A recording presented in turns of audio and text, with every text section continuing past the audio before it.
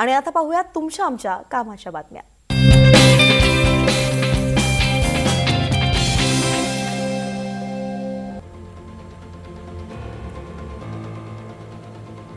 उद्या रविवारी मुंबईतील लोकल प्रवाशांचा प्रवास खडतर होण्याची शक्यता आहे। मध्य हार्बर आणि पश्चिम अशा तिन्ही रेल्वे मार्गांवरती उद्या मेगा ब्लॉक जाहीर करण्यात आलाय।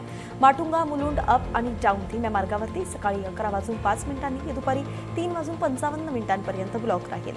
सीएसएमटी ते चुनाभट्टी वांद्रे अप आणि डाऊन मार्गावरती सकाळी 11:10 ते दुपारी 4:40 ब्लॉक असेल।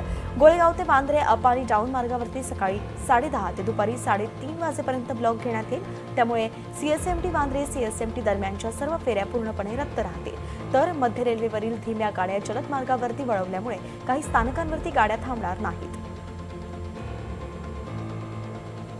आगामी सणासुदीच्या काळामध्ये महागाईचा फटका सर्वसामान्यांच्या खिशाला बसणार आहे। सरकारच्या प्रयत्नांनंतर सुद्धा देशांतर्गत बाजारामध्ये साखरेच्या किमती सातत्याने वाढत आहेत। गेल्या महिन्याच्या आकडेवारीनुसार साखरेच्या किमती सरासरी 8% वाढल्या आहेत, तर काही राज्यांमध्ये ही वाढ 15% पोहोचली आहे। यामुळे दिवाळी, दसरा आणि इतर सणांमध्ये मिठाई जनतेसाठी महाग ठरू शकल्याची चिंता निर्माण झालेली आहे। सणासुदीच्या काळामध्ये साखरेचा खप सर्वाधिक असतो, पण ही तीव्र भाववाढ घरगुती बजेट विस्कळीत करण्याची शक्यता निर्माण करते।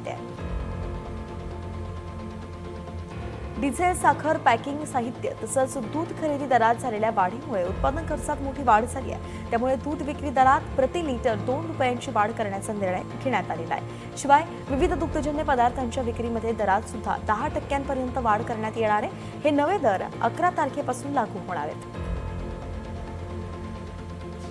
मुंबईतील रेल्वे मार्गावरील विना तिकीट प्रवासाला आळा घालण्यासाठी आणि तिकीट तपासणी अधिक कडक करण्यासाठी मध्य आणि पश्चिम रेल्वेनं महत्त्वाचं पाऊल उचललंय। दोन्ही रेल्वे प्रवाशांनी आपल्या टीसींची संख्या जवळपास दुप्पट करण्याचा प्रस्ताव रेल्वे बोर्डाकडे पाठवला आहे।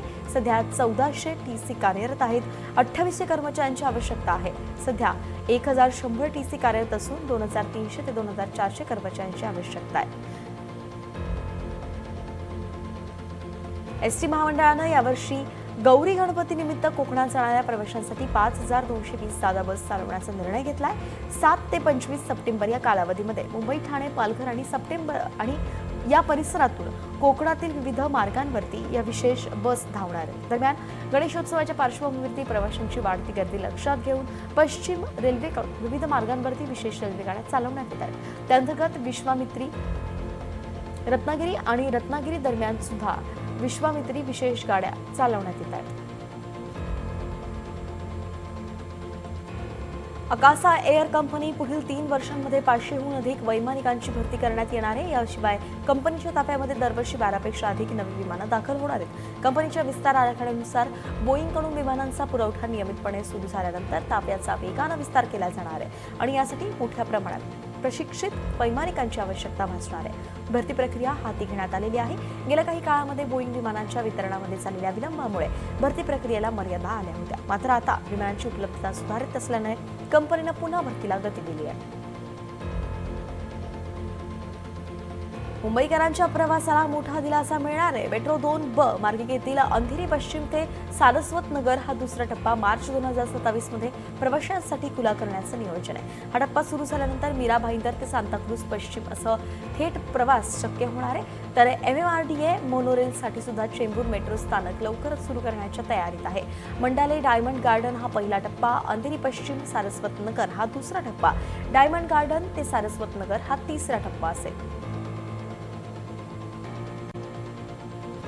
म्हाडा मुंबई मंडळाच्या 2640 घरांसाठी गुरुवारी वांद्रे इथल्या रंगशारदा सभागृहात सोडत पार पडली आणि यामध्ये एकूण घरांपैकी 99.73% घरांची विक्री झाली। या सोडतीसाठी 75,127 अर्ज सादर झाले होते।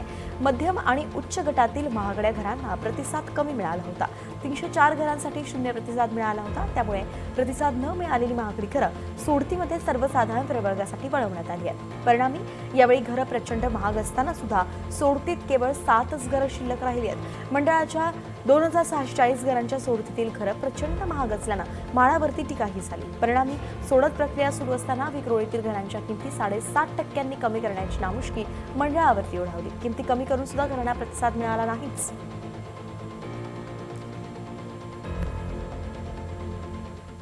आणि आता पाहूयात राज्यातील प्रमुख शहरांमध्ये पेट्रोल डिझेलचे आजचे दर काय आहेत। मुंबईमध्ये पेट्रोल 111 रुपये 21 पैशांनी मिळत आहे तर डिझेल 97 रुपये 83 पैशांना. ठाण्यामध्ये पेट्रोल 111 रुपये 21 पैशांना आहे तर डिझेल 97 रुपये 83 पैशांना आहे.